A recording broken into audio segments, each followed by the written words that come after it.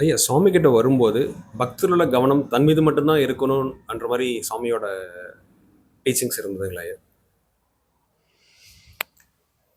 சாமியை தானே பார்க்க போகிறாங்க. அப்போ அவங்களுடைய கவனமெல்லாம் சாமி மேலே தானே இருக்கணும்.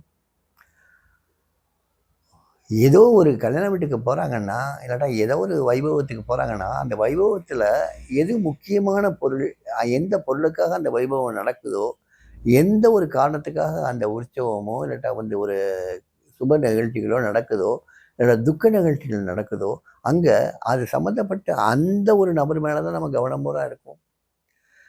சாமி கிட்ட போகிறவங்களுடைய கவனம் சாமிகிட்ட இல்லாமல் சாமியை சுற்றி இருக்கவங்க மேலே இருந்ததுன்னா, சாமிகிட்ட போகிறதுல அர்த்தமே இல்லையே. சாமிகிட்ட போகிறவங்களுடைய கவனம் பூரா சாமி மேலே இருந்ததுன்னா, சாமி அவங்ககிட்ட புகுந்துக்கிறதுக்கு ரொம்ப சுலபமாக இருக்கும்.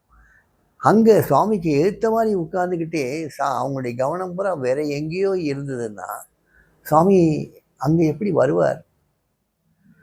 கீதாஞ்சலியில் தாகூர் சொல்லுவார், நான் உள்ள வர ஆசைப்படுறேன். பகவான் சொல்லுவானா, ஆண்டவன் சொல்லுவானா, நான் உள்ள வர ஆசைப்படுறேன். ஆனால் உள்ள வர்றதுக்கு நான் இருக்கிறதுக்கோ நிற்கிறதுக்கோ அமர்றதுக்கோ ஒரு இடமும் இல்லையே. அவ்வளோ ஆசைகளை உன் மனசில் போட்டு நினச்சி வச்சிருக்கியே. உன் கவனமெல்லாம் எங்கெங்கேயோ இருக்கே. நான் எங்கே வந்து உட்காருவேன், எங்கே இருப்பேன் நான் அப்படின்னு ஆண்டவனே கேட்பானாம். ஸோ அந்தளவுக்கு நம்ம மனசில் அவ்வளோ கூட்டம் நெரிசல் அவ்வளோ இருக்கே. இந்த கவனம் பூராத்தையும் சாமி மேலே செலுத்தினா மற்றது பூரா போயிருமா?